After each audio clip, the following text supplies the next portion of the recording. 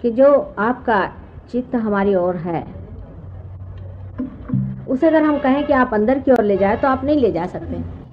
कि परमात्मा की और आत्मा की उपलब्धि अगर एक दो लोगों को ही हो, सिलेक्टेड लोगों को, और सरसामान्य इससे अगर अछूते रह जाए तो इसका कोई अर्थ ही नहीं निकलता।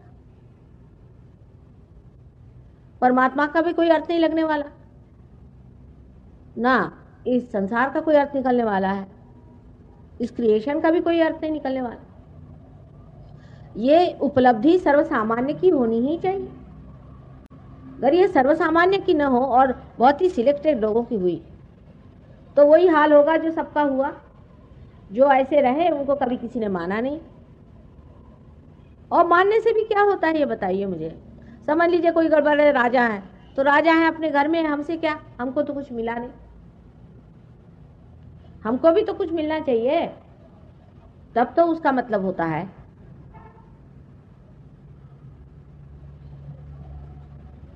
इसलिए ये घटना घटित होनी ही चाहिए। इतना ही नहीं, ये सर्वसामान्य में अधिक लोगों में होना चाहिए, काफी लोगों में होना चाहिए। साइंस का भी मैंने बताया ऐसे ही तरीका होता कि कोई आप एक बिजली का आपको पता लग गया, जिसको पता लगा होगा वो अगर सर्वसामान्य के लिए नहीं उपयोग में आएगी तो उस बिजली का क्या मतलब।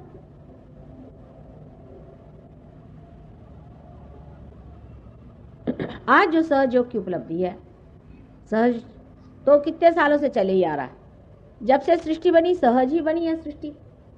जैसे एक बीज होता है और उस बीज के अंदर उसके अंकुर बने रहते हैं, सब चीज उसके अंदर बनी रहती है, सारे नक्शे उसके अंदर बने रहते हैं, जितने भी उसके अंदर से पेड़ निकलने वाले। उसी प्रकार इस सृष्टि का सारा नक्शा ही माइक्रोस्कोपिक पहले ही से बना हुआ, और वो सारा बना हुआ खिलता हुआ चला रहा है सहज से ही।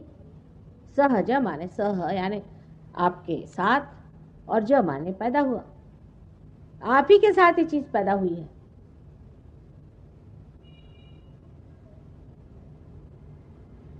और जिस प्रकार पेड़ में एक दो फूल पहले लगते हैं, लेकिन जब वृक्ष बड़ा हो जाता है, बाहर आती है, तब अनेक फूल लग के उसके अनेक फल हो जाते हैं। उसी प्रकार जो आज ये सहयोग हमारे हाथ में नए आयाम में, डायमेंशन में खड़ा हुआ है, वो सर्वसामान्य के लिए है, असामान्य के लिए नहीं। इसलिए पहले तो अपने दिमाग से बात निकाल देना चाहिए कि हमें कैसे होगा भाई, हम तो इसके योग्य हैं भी या नहीं है।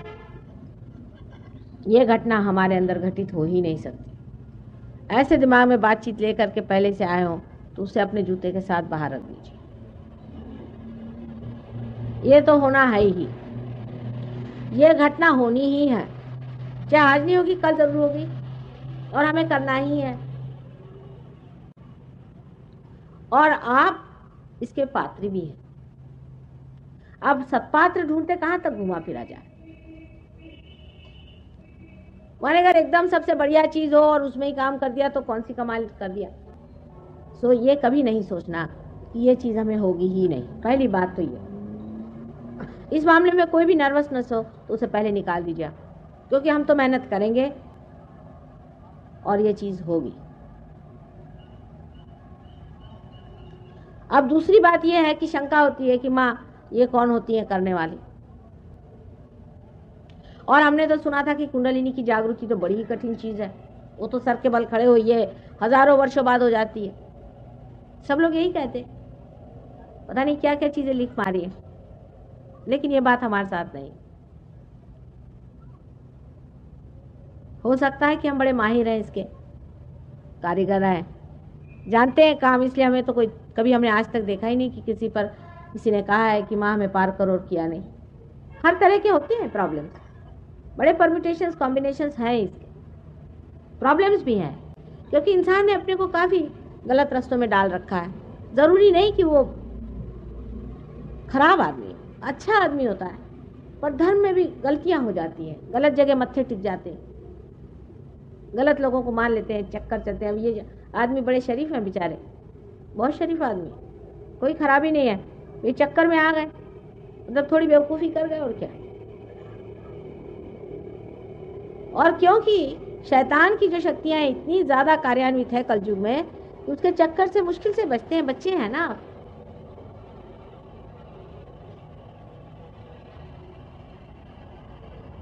हजारों की कुंडलिनियां हमने जागृत करी है और आपकी भी कर सकते हैं, इसमें कोई शक नहीं। लेकिन अगर हम कर सकते हैं तो इसके लिए आपको हमसे नाराज होने की भी कोई जरूरत नहीं। आज सवेरे ही मैंने बताया था कि घर में इसके कारीगर है तो कर लेते हैं। आप अगर इसके कारीगर, हमसे अगर कोई कहे इसे ठीक करे तो हम तो नहीं कर सकते। इसका मतलब कोई हम नीचे नहीं हो गए ना ऊंचे नहीं हो गए। हमसे आप अगर कहिए इसे चलाइए तो हम इसे चला नहीं सकते। आप 17 मरतबा सिखाइएगा, हमारे बस का नहीं। इतने हम इस मामले में बेकार है। लेकिन जिसको हम जानते हैं वो काम जानते हैं, वो हम करते हैं और किया है, और आप में भी घटित हो सकता है। इसलिए इस तरह की तैयारी करके बैठे जाए कि होना है, हमारा पात्र भी है और ये घटना होगी, और सर्वसामान्य के लिए यह है, सिर्फ तैयारी रखनी चाहिए।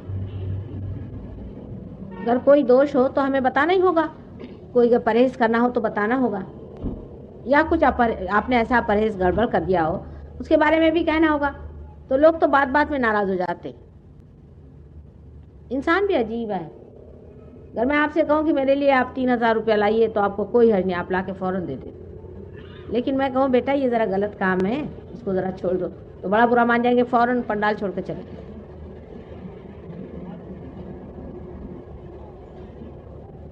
तो हम तो माँ हैं, थोड़ा बहुत बताना भी पड़ेगा, उसका बुरा नहीं मानना, पहली बात। दूसरी बात यह है कि इसमें जमना होता है। आज आप आए हैं, बहुत से लोग, कुछ लोग सवेरे आए थे वो फिर से आए। सहयोग में जमना होता है, क्योंकि जैसे एक पौधा होता है और उसकी जीवंत क्रिया होती है, उसे जमाना पड़ता है। पहले ही जैसे ही बीज अंकुरित होता है तो कितना कोमल होता है सारा कुछ मामला, उसको बहुत संजोना पड़ता है, संभालना पड़ता है। फिर जब पेड़ अच्छे से जम जाए तो फिर चाहे कितने भी जोर से हवा चले, कोई भी आफत आ जाए, कितना भी झंझावात हो जाए, कोई डर नहीं होता उसका। इसलिए ये चीज जानना चाहिए कि पाने के बाद आपको जमना है। तीसरी बात ये भी है कि बहुत से लोगों को भाषण सुनने की बहुत आदत हो गई। एक साहब आए थे, वो तो मेरे ख्याल से गुरु शॉपिंग करते हैं। उनसे मैंने पूछा, वो सब गुरुओं के पास जाए, मेरे पास भी ऐसे आगे झोला उठा करके यहाँ भी कुछ खरीद लो। सो यहाँ मामला और है, यहाँ कोई आप शॉपिंग नहीं कर सकते। भाषण से मैं नहीं संतोष पाती हूँ। भाषण ठीक है, उसमें भी आपकी कुंडलिनी मैं नचा रही हूँ और उठा रही हूँ, और पार जब तक आप नहीं होंगे तब तक मुझे संतोष नहीं होने वाला। और आप भी क्यों इस झमेले में फंसे हुए हैं, क्यों नहीं पार हो जाते? आखिर तो वही पाने का है, उसी को जानने का है।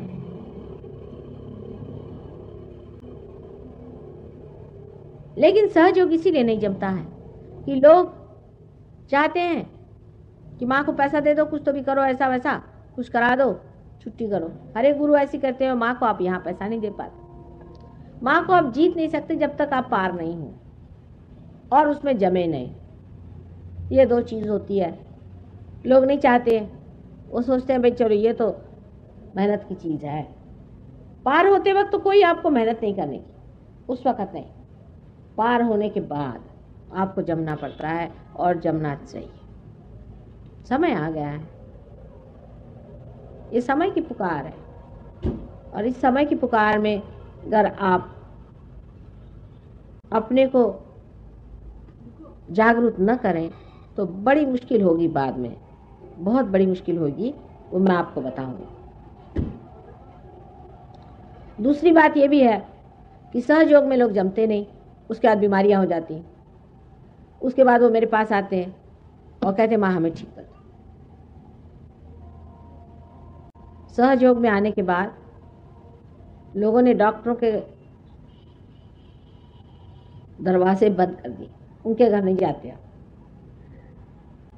सब तरह से ठीक हो सकता है, पर एक बात है कि अपने को जानने के बाद अपने में उतरना पड़ता है, समरस होना पड़ता है, और पूरी अपनी शक्ति को इस्तेमाल करना होता है। ऐसे वैसे लोगों के लिए सहयोग नहीं है। जो कोई होएगा माई का लाल, वही माई से पाएगा। ये मैं पहले आपसे बता दूं, आप बुरा नहीं मानना। तुकाराम ने कहा है, ये रया गबाड़्याचे काम नो है। कोई कोई पट्टी के वही सहयोग में उतर सकते हैं। अब थोड़ा सा आपको मैं कुंडलिनी के बारे में बताती हूँ, जो कि मैं कौन सा लेक्चर लावलं होतं तुम्ही? कौन सा कालचं? नाही, आता हे पूर्वीचं 2 वर्षापूर्वीचं. काल तो फार झालं सगळं. तो अब हम यहाँ समझ 5 दिन हैं और 5 दिन में कुंडलिनी के बारे में पूरा हम आपको बता दें। कल से आप थोड़ा कागज़ पेंसिल भी ले आइए, तो आप नोट भी कर सकेंगे बातें जो मैं बता रही। पहले तो आपको यहाँ सामने दिख रहा है,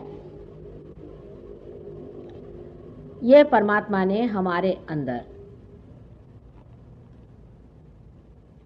पूरी तरह से यंत्र बनाया हुआ है। अब यंत्र जैसे हम संसार की चीज़ों को देखते हैं, उस तरह का ये मरा हुआ यंत्र नहीं है, जीवंत यंत्र है। और जिसे सुरति कहते हैं, वही कुंडलिनी है। आखिर हम जो मानव स्वरूप हैं, वो किसी न किसी चीज़ के बूते पे चल रहे हैं ना। इस आँख को देखिए तो कितनी कमाल की चीज़ है। सारे शरीर का चलन वलन कितना एफिशिएंट और कितना सुंदर है। सारी सृष्टि की रचना कितनी खूबी से की हुई है। ये सारी चीज़ें कोई न कोई ऐसी शक्तियां हैं जो गुप्त है। वो गुप्त इसलिए है कि हमारा जो ग्रोस अटेंशन है, हमारा जो जड़ चित्त है, वो उसे नहीं जान पाता। उसके लिए सूक्ष्मता आनी पड़ती है। ये सूक्ष्मता पाना ही सहयोग का लक्ष्य है।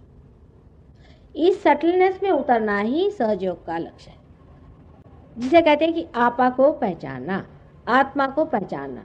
जैसे मैंने आज सवेरे बताया आपसे कि आत्मा को पहचाने बगैर आपका भ्रम टूट ही नहीं सकता और आप परमात्मा को जान ही नहीं सकते।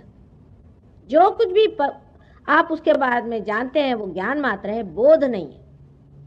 बोध आत्मा को जानने के बाद होता है। इसलिए आत्मा को पहले जाना जाएगा, उसके बाद सारी बातें समझ में आ जाएंगी। अब ये जो कुंडलिनी है, ये पूरा जो यंत्र है, इसको मैं समझाती हूँ और फिर कुंडलिनी भी बताती हूँ कहाँ है। पहले तो जो उठा तो जरा उठा,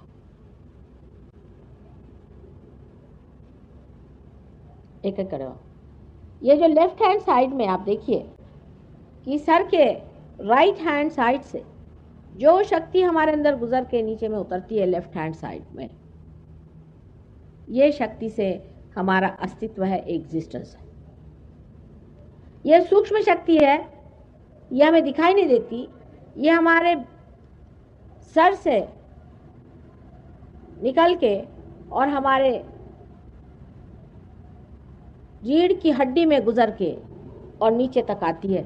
ये आंखों से ऐसे दिखाई नहीं देती, लेकिन जब रियलाइजेशन होता है तब आपको एक एक शक्ति मैं दिखा सकूंगी।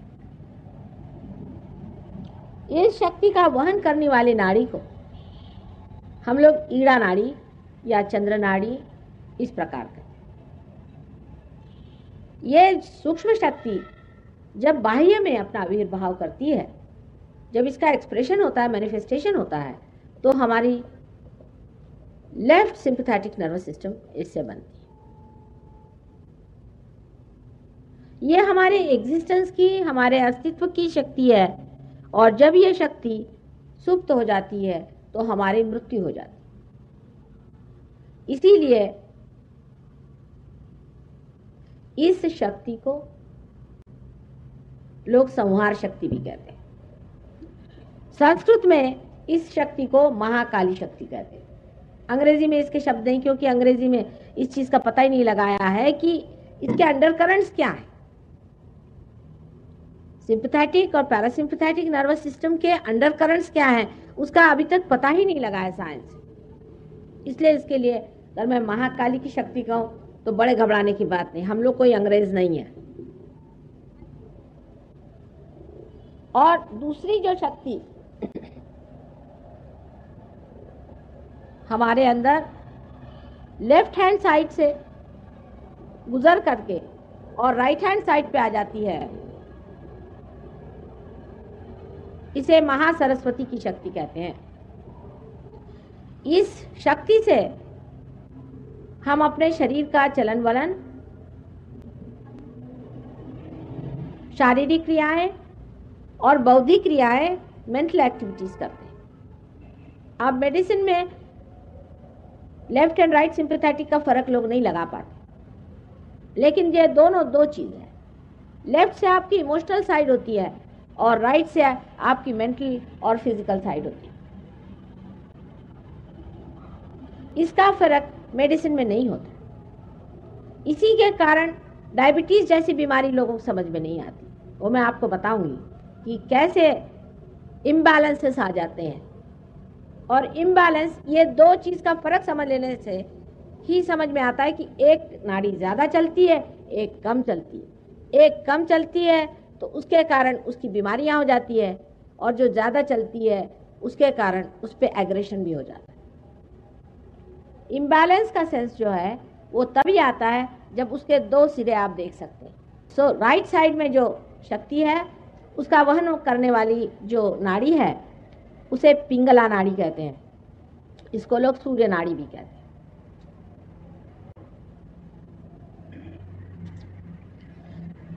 इससे राइट साइड की जो सिंपैथेटिक नर्वस सिस्टम है उसका प्रादुर्भाव होता है।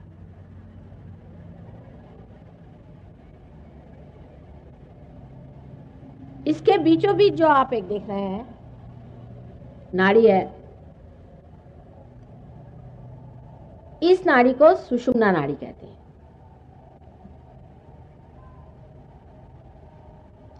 यह नाड़ी जहां तक बनी हुई हमारे अंदर में है, माने ये पैरासिम्पैथेटिक नर्वस सिस्टम को मैनिफेस्ट करती है, वहीं तक मनुष्य पहुंचा हुआ है। अब जो कुछ हम लोगों ने आज तक हासिल किया हमारे उत्क्रांति में, एवोल्यूशन में, अमीबा की दशा से इंसान की दशा तक, वो सारा हमारे सेंट्रल नर्वस सिस्टम में है। हमारी जो सेंट्रल नर्वस सिस्टम जो है वो समझ लीजिए इस सब का रिफ्लेक्टर है।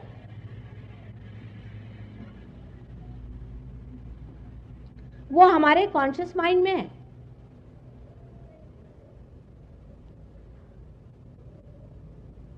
जो लेफ्ट हैंड साइड की जो ईड़ा नाड़ी है ये हमारे सुप्त चेतन को प्लावित करती है, मैंने सब कॉन्शियस को प्लावित करती है या उसको चलाती है। जैसे आप मुझसे कुछ बात सुन रहे हैं अभी, ये अपने कॉन्शियस माइंड से सुन रहे हैं, लेकिन ये बात आपके सुप्त चेतन माने सबकॉन्शियस में चली जाती है। ये काम जो है लेफ्ट साइड की जो ये नाड़ी है ये करती है कि जो हमारी आपसे बात सुनी उसको फौरन उधर रख दिया सबकॉन्शियस में। और इसीलिए इसे कंडीशनिंग लोग कहते हैं। वो दो प्रकार के हो सकते हैं, सुसंस्कार भी हो सकते हैं और कुसंस्कार भी हो सकते हैं। अब फ्रॉइड जैसे लोगों ने कुसंस्कार ही देखे, उनकी आंख तो मतलब ये जो नॉलेज लेने का तरीका है इन लोगों का वो ऐसा है कि ये अंधेरी जगह है, आज जिसके हाथ में जो मिल गया वही लेके बैठ गए, यही सत्य है, ऑब्जेक्टिव जिसको कहते हैं। दूसरा तरीका ये है कि लाइट जला दी, आप सब देख लो, ये सहजयोग का तरीका है। और ऐसे ज्ञान पाने का, किसी से सुनने का या साइंस से या किसी तरह से पाने का अंधा तरीका है। तो उस तरीके से जब खोजा गया तो श्री फ्रॉइड साहब अंधे तो थे ही और खुद भी दिमाग के कुछ अजीब उल्टे आदमी थे मेरे ख्याल से। उनके बारे में तो क्या क्या गंदी बातें लोग बताते हैं। उन्होंने पकड़ लिया एक इसको और इसी पे काम किया, और वो कहने लगे कि जो कुछ भी आप इस तरह से किसी को मना करते हैं कि ये नहीं करो, वो नहीं करो, ऐसा नहीं करो, वैसा नहीं करो, उसे कंडीशनिंग हो जाता है, उससे आदमी जो है फ्री नहीं रहता। पर उन्होंने ये नहीं सोचा कि अगर किसी आदमी को किसी चीज को मना नहीं करो तो दूसरी नाड़ी उसकी बलवती हो जाएगी। पहली नाड़ी से सुपर ईगो हमारे अंदर बनता है। पहली जो नाड़ी है ईड़ा नाड़ी, उसे सुपर ईगो बनता है कंडीशनिंग से। और जो दूसरी नाड़ी है, ईगो की जो नाड़ी है, जो कि राइट हैंड साइड की है, उससे ईगो बनता है। यानी आप अब सरकारी नौकर हो गए साहब, तो आप किसी से ठीक मुंह बात ही नहीं करते। कुछ लोग मिनिस्टर साहब से मिलने गए तो वहाँ एक साहब बहुत उछल कूद कर रहे थे, बेचारे देहाती लोगों को समझ नहीं आया। तो उन्होंने पूछा कि भाई बात क्या है? कहले तुमको पता नहीं मैं पिए हूँ। कहले भाई पहले ही बता देते क्या पी कर आए, हम काहे आपसे बात करते। तो ये चढ़ता है ईगो।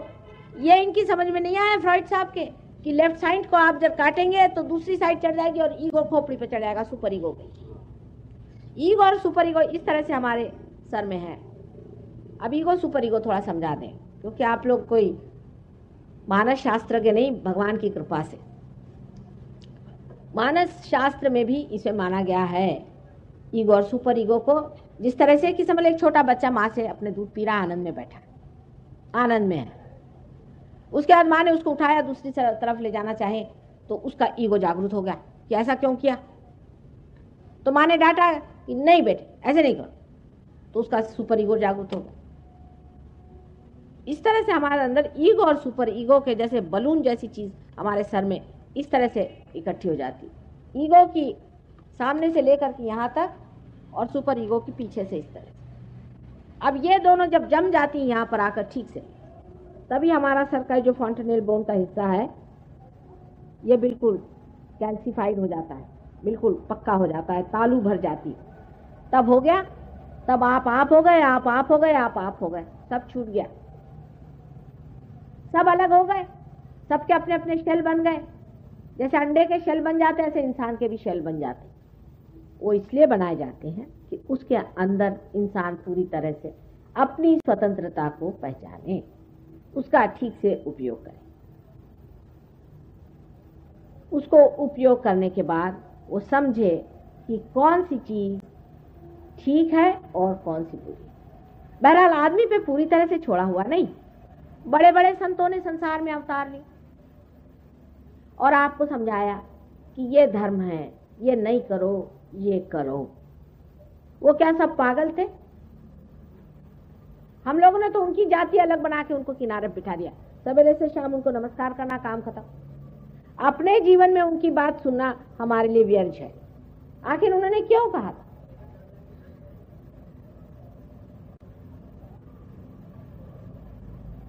ये बात उन्होंने क्यों कही थी कि ऐसा न करो, ऐसा मत करो, ये करने से वैसा हो जाएगा, वो करने से ऐसा हो जाएगा?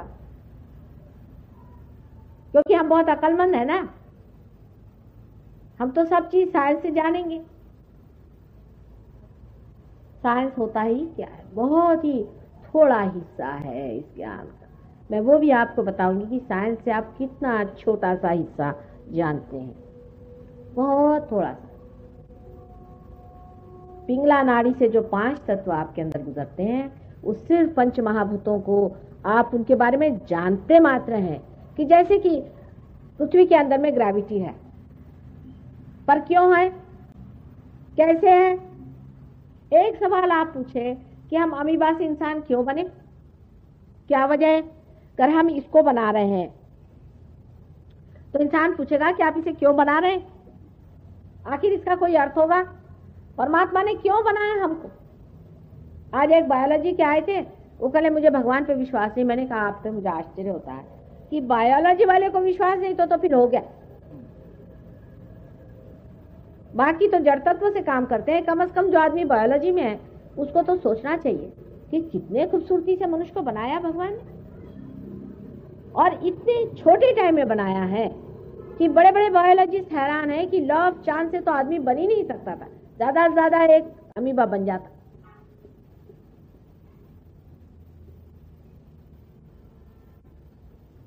तो हमारे ऊपर यह जिम्मेदारी परमात्मा ने दे दी, हमें उसने स्वतंत्रता दे दी। स्वतंत्र रूप से जाने कि अच्छा और बुरा क्या है, और जब हम अपने स्वतंत्रता में परमात्मा को स्वीकार करें तो वो आपको ये वरदान दे कि आप उसे भी जानें। जिस प्रकार ये मशीन बनाई गई और तैयार की गई, लेकिन जब तक इसको मेन से नहीं आपने लगाया तब तक इसका क्या अर्थ निकलेगा। इसी के अंदर कॉर्ड बना देते हैं ना, उसी प्रकार आपके अंदर जो कॉर्ड बना है वही कुंडलिनी है। परमात्मा ने बना के पहले से रखा है, आपको बनाना कुछ नहीं, आपको कुछ मेहनत नहीं करने की। जैसे कोई अंकुर होता है, प्रिम्यूल होता है, उसी प्रकार परमात्मा ने आपके अंदर इसका अंकुर रखा हुआ है, वही कुंडलिनी है जो ट्रायंगुलर बोन में है। अब बीच में गैप आप देखते हैं, यही गैप इंसान की सेंट्रल नर्वस सिस्टम में अभी है। वो गैप ये है कि उसके हृदय में जो आत्मा है, उसके हृदय में जो स्पिरिट है, उससे उसकी जो गैप बनी हुई है वही ये गैप है। हमारे अंदर आत्मा है, वो सब कुछ जानता है, वो क्षेत्रज्ञ है, लेकिन वो हमारे सेंट्रल नर्वस सिस्टम में नहीं है, माने हमारे कॉन्शियस माइंड में नहीं है। माने ये कि हमने उसे जाना नहीं, वो हमें जानता है।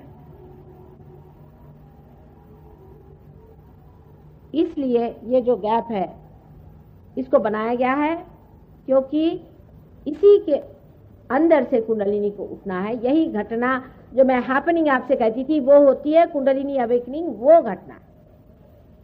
पर ये मैकेनिकल जिसको आप मरा हुआ नहीं समझिए, ये जीवंत घटना है। जैसे कि एक बीज में से अंकुर निकलता है, उसी तरह की ये लिविंग चीज है। इंसान ने आज तक कोई लिविंग काम नहीं किया है क्या? एक बीज में से एक अंकुर निकाल दीजिए, कोई पेड़ मर गया, आपने खंबा खड़ा कर दिया, हो गए बड़े भारी आदमी। ये तो मरे को आप बदल रहे हैं, चाहे उसकी कुर्सी बनाओ, चाहे उसका कुछ बना दो। फिर वो कुर्सी पे बैठने लग गए तो कुर्सी खोपड़ी पे बैठ गई, नीचे बैठ नहीं सकते और टंग रहे हैं। देखिए आप पीछे में बैठे हुए लोग जमीन पर बैठ नहीं सकते, ये हालत आ गई। उसकी गुलामी शुरू हो गई। ये मरे हुए काम से फायदा क्या हुआ? आप सारे मरे हुए तत्वों का आप पता लगाते हैं, कोई जीवन तत्व का आप पता लगाएं कि कैसे होता है। एक अंकुर किस प्रकार एक बड़ा भारी पेड़ बन जाता है, इसका पता आप लगा पाए हैं क्या? हजारों ऐसी चीजें आप चारों तरफ देखते हैं। हाँ, ये आप कहते हैं इस प्रकार है, इस प्रकार है, जो दिखाई देता है, पर वो घटना कैसे घटित होती है, ये बहुत सूक्ष्म घटना है, वो आप देख नहीं पाते। यहां तक आप जानते हैं कि बहुत से आवाजें इतनी हाई फ्रीक्वेंसी में होती कि आप सुन नहीं सकते। मनुष्य जिस दशा में बनाया गया है उस दशा में इस सूक्ष्म को वो नहीं जान सकता, लेकिन वो ऐसा बनाया गया है कि वो उसको भी जान ले। सिर्फ मनुष्य ही जान सकता है। मनुष्य में ही ऐसा ही विशेष रूप से ब्रेन बनाया गया है जो त्रिकोणाकार है, जिसमें ये सारी घटनाएं घटित होती हैं, जिसके अंदर ईगो और सुपर ईगो इस तरह से मिलते हैं, और मनुष्य में ही कुंडलिनी इस प्रकार से बैठी रहती है, और ये घटना सिर्फ मनुष्य में ही हो सकती है।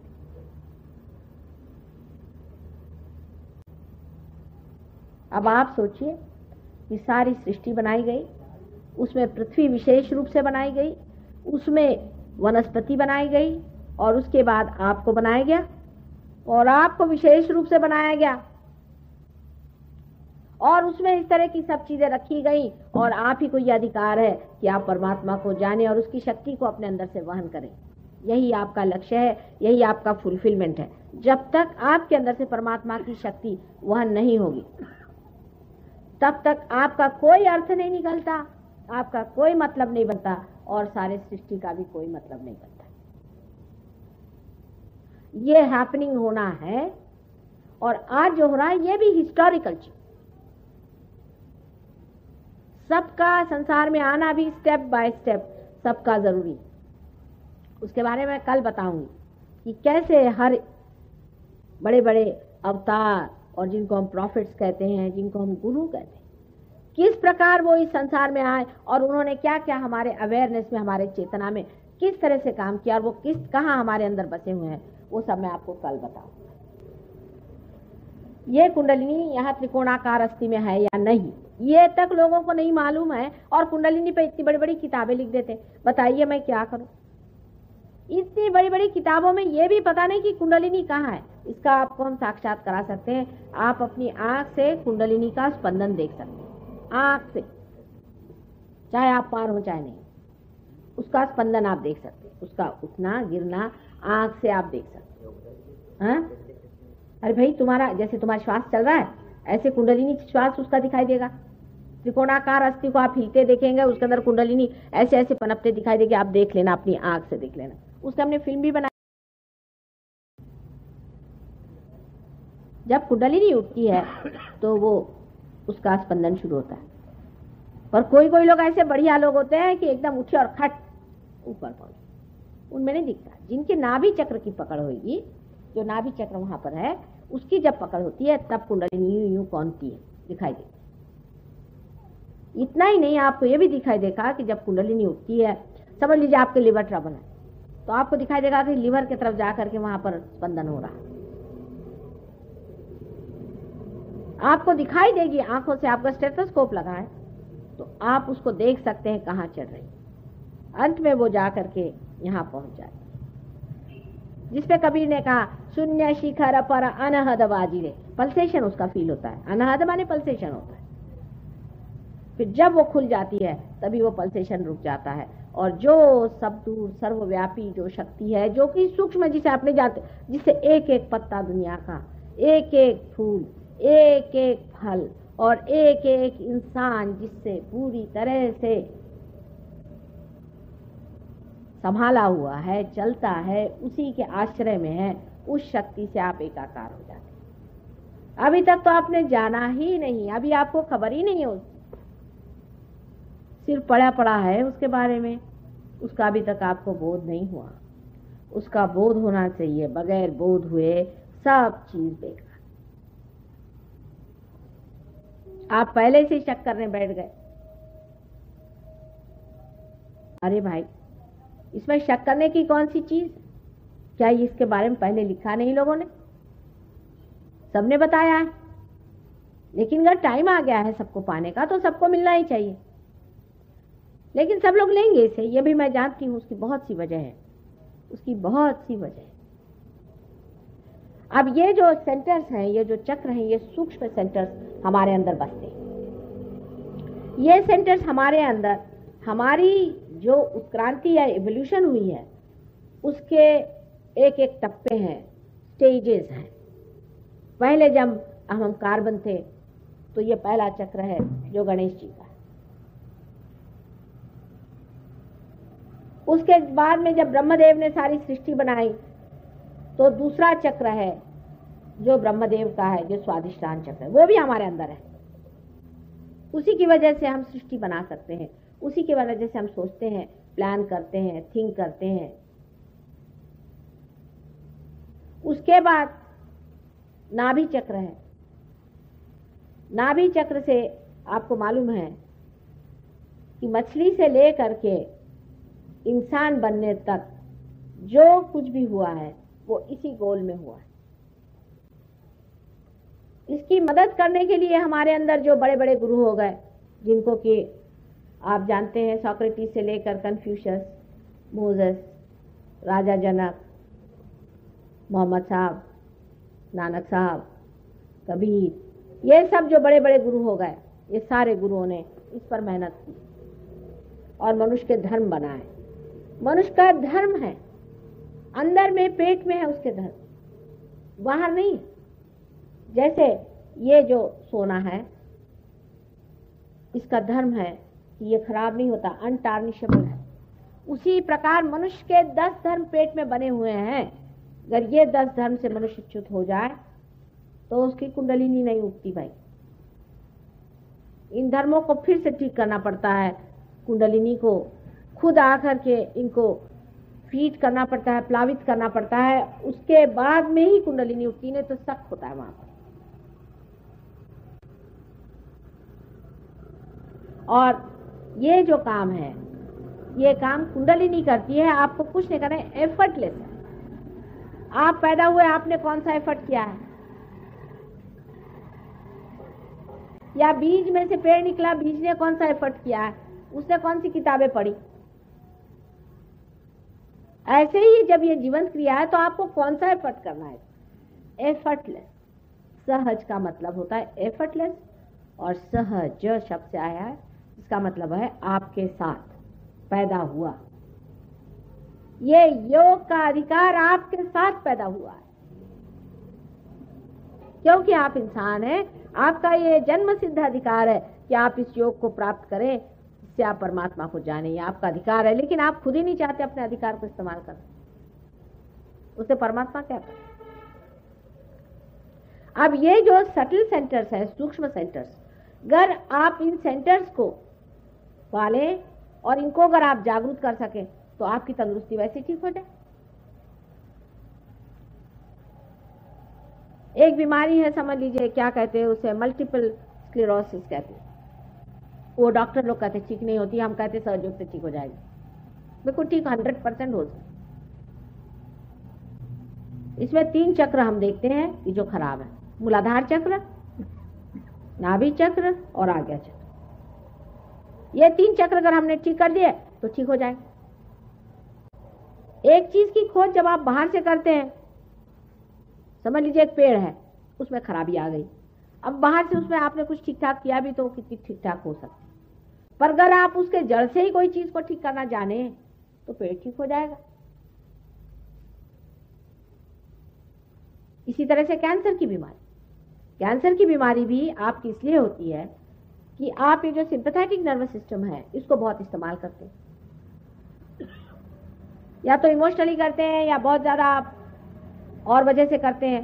कभी इरिटेशन भी हो जाता है, कभी इन्फेक्शन हो जाता है, किसी भी वजह से सिंपैथेटिक इमरजेंसी जो होती है वो आप पे बनी रहती है। अगर आपके लाइफ में इमरजेंसी बनी रहे तो जैसे यहाँ इमरजेंसी का हाल हुआ था, उस वक्त में पैरासिम्पैथेटिक जो है हर समय आपका कैंसर ठीक करती रहती है। आपके कैंसर रोज होता ही रहता है, मतलब रोज आप इस्तेमाल करते ही रहते हैं और उसको पैरासिम्पैथेटिक को फीड करती रहती है, बैलेंस करती रहती है, जो बीचों बीच है सुषुम्ना नाड़ी।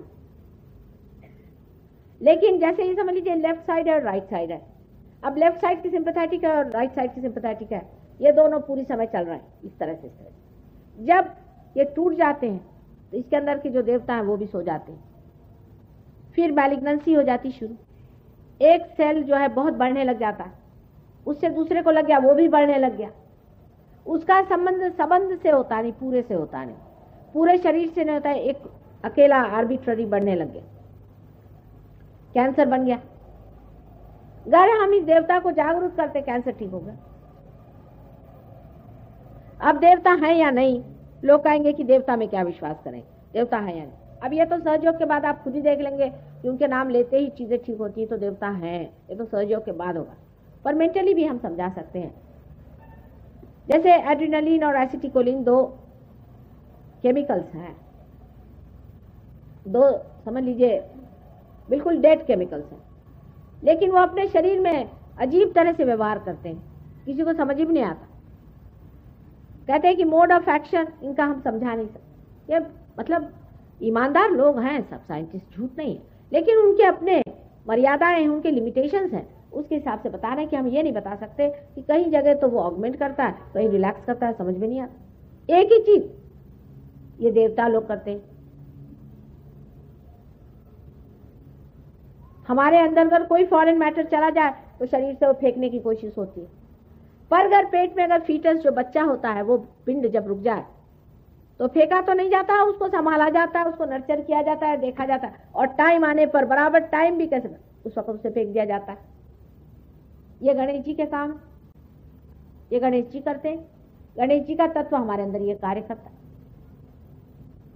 अब डॉक्टर लोग गणेश जी को नहीं मानेंगे, फोटो रखेंगे घर में जरूर, नानक जी का फोटो रहेगा, गणेश जी का रहेगा, सब रहेगा, लेकिन गणेश जी हमारे अंदर बसे हुए यहाँ मूलाधार चक्र पे है, ये नहीं मानने वाले। अब मैं क्या करूं बताइए, आप इनको कैसे सिखाया जाए। अब स्क्लेरोसिस की वो लड़की जो आई थी यहाँ पर, मल्टीपल स्क्लेरोसिस, उससे मैंने सिर्फ कहा तुम गणेश जी का मंत्र बोलो हमारे सामने, उनका ठीक होगा। लेकिन आप कहेंगे तो नहीं होने वाला,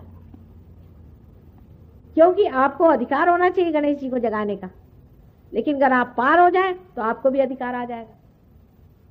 जब आप दिल्ली के सिटीजन हैं तो आप दिल्ली के जो कुछ भी अधिकार है उससे पूरे हैं ना। अगर आप परमात्मा के साम्राज्य के सिटीजन हो जाएंगे तो गणेश जी क्या और हनुमान जी क्या, सब आपके सामने पूरी तरह से हाथ जोड़ के खड़े कि बेटे बोलो क्या करने का तुम्हारा काम, बोलो, पहले परमात्मा के साम्राज्य में आ जाओ। ये पहली चीज है, नहीं तो उसके तो आप सिटीजन नहीं है, आप तो गवर्नमेंट ऑफ इंडिया के हैं, उसकी एफिशिएंसी में रहिए।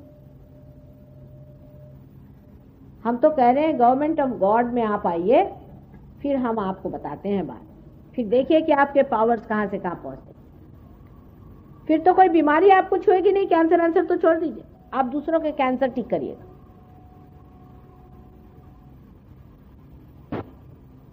लेकिन पार हुए बगैर तो कोई बात ही नहीं कर सकते ना। पॉइंट ये है कि पार तो होना चाहिए पहले, तब इस सूक्ष्म में आप उतरते हैं। आप सूक्ष्म में जब उतर जाते हैं तो आप खुद ही उसको कंट्रोल कर लेंगे, आप खुद उस चीज को कंट्रोल कर सकते हैं जिससे सारी सृष्टि कंट्रोल्ड है, क्योंकि ये सर्वव्यापी शक्ति है। उसमें जैसे ही आप आ जाते हैं, आपका अटेंशन ही आपके सेंट्रल नर्वस सिस्टम में से ही ये बहना शुरू हो जाता है। आपका जो हृदय है उसका स्पंदन आपके सेंट्रल नर्वस सिस्टम में से बहना शुरू हो जाता है। आपको वाइब्रेशन हाथ में से आते हैं, ठंडे ठंडी बहर, जिसको चैतन्य लहरियां कहते हैं। जब वो आपके अंदर से बहना शुरू हो जाता है, माने आत्मा आपके अंदर से बहने लगता है, तब फिर आप जो भी करते हैं वो परमात्मा के ही साम्राज्य में कर रहे हैं। ये होना जरूरी है इंसान के। फिर मुझे ये भी नहीं कहना पड़ता कि आप शराब छोड़ो कि सिगरेट छोड़ो, कुछ नहीं, छोड़ना ही पड़ता, छोड़ ही देते, क्योंकि जब अंदर का मजा आने लग गया तो बाहर का कौन मजा उठाएगा। अब यहाँ जितने बैठे हैं ना, बड़े पियक्कड़ थे, पीछे में जितने लोग बैठे बड़े पक्के पियक्कड़ थे। पियक्कड़ तो क्या आप लोगों को ठिकाने पहुंचा दे, इस तरह से के ड्रग लेते थे, सब छोड़ छाड़ करके आज मजे में बैठे हो। ऑटोमेटिक हो जाता है, उसमें फिर कहने की कोई जरूरत नहीं रहती। जब अंदर का आनंद आने लग जाता है, बाह्य की सब चीजें अपने आप छूट जाती हैं, मुझे कुछ कहना भी नहीं पड़ता खास। जैसे एक छोटी बात है कि जानवर को चाहो तो आप गंदगी में से ले जाओ, लीद में से ले जाओ, गोबर में से ले जाओ, उसको बदबू नहीं आती जानवर को, लेकिन इंसान को ले जाओ तो उसको आती है ना। उसी प्रकार जब आप परमात्मा के साम्राज्य में जाते हैं तो आपकी चेतना ऐसी हो जाती है कि आपसे बर्दाश्त ही नहीं होता, आपके हाथ में बर्निंग से आ जाएगी, अच्छा ही नहीं लगेगी, सब अपने आप ये चीजें छूट जाती हैं। और इसीलिए जितनी भी आते हैं सब कुछ आपका अपने आप झड़ जाता है, उसमें मुझे कहना नहीं पड़ेगा, सब घटना अपने आप घटित हुई। आज आपके सामने मैंने थोड़े सहयोग के बारे में प्रस्तावना की है, कल इसकी जितनी भी गहरी बातें हैं सब बताऊंगी। मैंने कहा है कि जितना सूक्ष्म सूक्ष्मतर सूक्ष्मतम इसका ज्ञान है वो सब मैं आपको बताने को तैयार। सारी विद्या यही है, बाकी सब अविद्या है। आपके उंगलियों के इशारे पे चीजें चलेंगी, आप अपने को पहले जान तो लो। आप अपनी शक्ति ही नहीं जान रहे हो और फिर हतबुद्ध बैठे हुए हो। अभी तक आपकी मोटर शुरू नहीं हुई, मोटर तो शुरू करो फिर पता चलेगा, उससे पहले ही आप दूसरे काम कर रहे हैं। एक ये छोटी सी चीज है, अगर इसको समझ, कैसे बेटा, ठीक हो, बैठो, बैठिए बैठिए बैठिए बैठिए।